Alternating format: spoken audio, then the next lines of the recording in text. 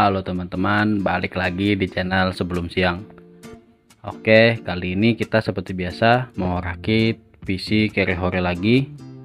Bagaimana speknya dan bagaimana tes gamingnya untuk FPS dan dayanya. Langsung saja kita ke komponennya. Dan jangan lupa ya, tekan tombol subscribe. Oke, di komponen yang pertama ini saya beli paketan ya, motherboardnya B75 dari Asus. Ini sudah support USB 3 nya ada 2, USB 2 nya ada 4. Lalu ini SATA-nya, yang SATA 3 nya ada 1, SATA yang biasanya ada 5. Lalu support USB 3 untuk front panelnya. Untuk prosesornya ini Core i5 3570. Ini saya beli paketan ya di harga 400.000. Untuk RAM sudah pasti saya pakai RAM-nya yang 16 GB. 8 kali 2 di harga 150.000, ada yang kurang dari itu. Untuk SSD ini saya pakai dari Purion, ini baru ya, 128 GB, harganya di 120-an. Harddisk seperti biasa saya pakai yang 500 GB. Ini saya beli di toko lokal dekat di kota saya ya, harganya memang lebih mahal sedikit. Untuk pemanis tampilan PC kita kali ini kita pakai CPU cooler dari Coolmon. Ini harganya murah ya, nggak nyampe 100.000. Komponen selanjutnya PGA card. Ini saya dapat dari merek Asus GTX 1050 yang varian 2 GB. Ini pasarannya masih di angka 650 sampai 800 ribuan. Kalau saya ini kebetulan dapat yang di angka 650-an dan ada potongan diskon dari Shopee. Jadi lumayan murah. Komponen selanjutnya power supply. Ini kalau saya pakai power supply Korea 500 watt, mereknya Power Station, kebetulan dapatnya. Untuk teman-teman saya sarankan pakai PSU yang baru dan mereknya jelas. Contoh yang paling murah PC cooler KF550.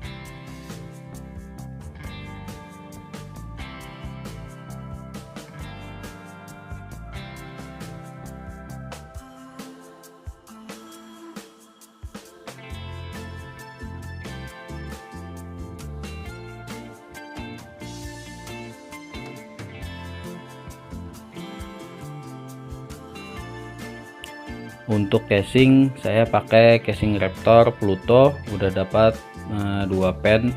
Jadi total rakitan kali ini sebenarnya nggak nyampe 2 juta, tapi saya genapkan di angka 2 juta. Itu belum termasuk ongkir dan jasa rakit apabila kalian pakai jasa rakit. Ya untuk teman-teman saya sarankan sekali lagi, mending casingnya yang biasa dulu, yang murah, tapi PSU nya pakai yang baru dan bermerek ya. Itu saja saran dari saya. Kita ke tes pengujiannya.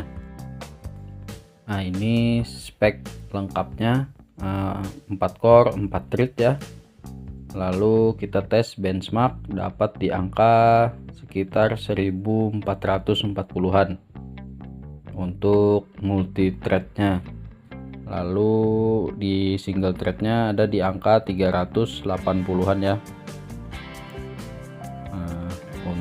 Lalu kita tes juga ini di superposition benchmark, kita uji pengetesan PG akadnya dapat di angka 4594 1080p medium. Nah, untuk di Unigen Happen benchmark itu skornya 818, suhu ada di angka 70, suhu maksimalnya ya, nggak nyampe di angka 75an. Kita tes game Cyberpunk 2077, ini settingan 1080p low. FPS nya masih di angka di bawah 30-an ya. Kayaknya harusnya ini settingannya mungkin di 900p atau 700-an 730p biar lebih nyaman FPS nya dimainkan, soalnya dia kalau drop bisa sampai di angka 20-an, tapi kalau rata-ratanya ada di angka 25 sampai 28 ya.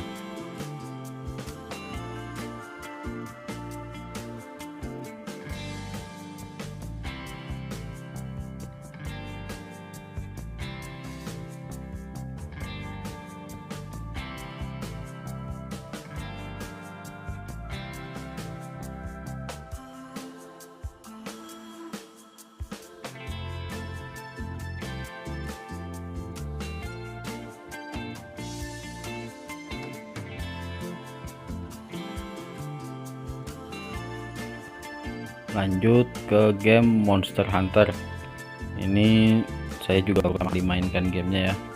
Untuk FPS ada di angka 80 ke atas, tapi ini karena masih awal game, saya kurang tahu kalau misalkan sudah masuk ke scene-scene yang lebih berat, mungkin bisa drop di angka 50-an ya.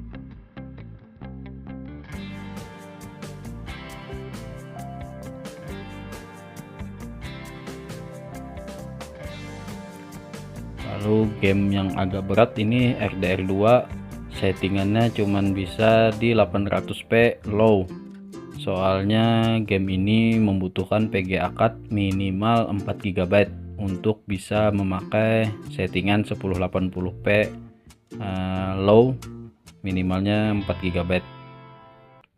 Untuk FPS masih lumayan ya, masih di angka 30-an.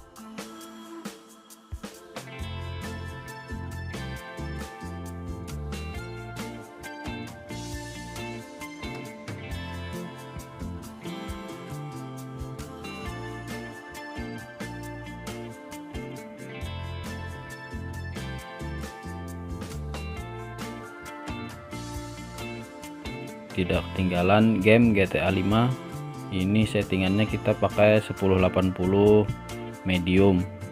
Nah, untuk FPS sangat nyaman lah dimainkan, ada di angka 40-an sampai 50. Ya anggap di 50 lah stabilnya di situ.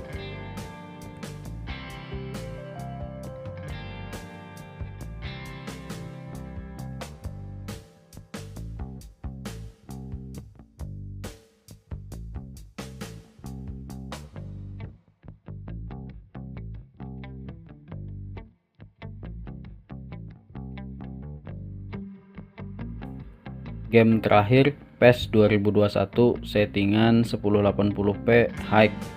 Ini mentok FPS nya di angka 60 di in-game dan replay, jadi sangat nyaman buat dimainkan.